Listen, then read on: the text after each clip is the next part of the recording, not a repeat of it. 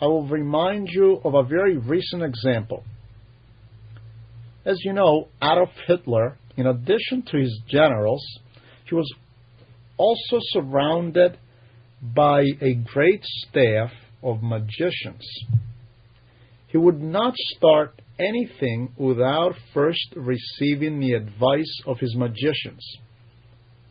In the event that the advice of his generals and his army joint staff would conflict with that of his astrologers, Hitler would always favor the advice of his magicians. The magicians, whom some of our today's leaders, they call them astrologers, they used to advise Hitler to always start his battles on Sundays for some odd reason.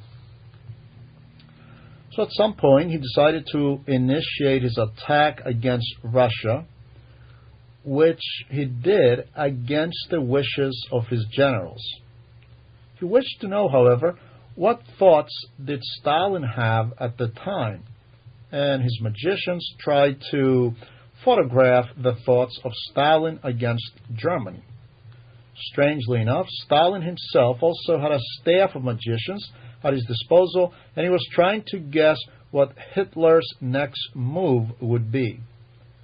Needless to say, Hitler obeyed his magicians instead of his generals, and he initiated his treacherous attack against Russia, where his forces were decimated in the harsh Russian winter. This somewhat explains what St. John sees here: an evil spirit to come out of the mouth of the three beasts.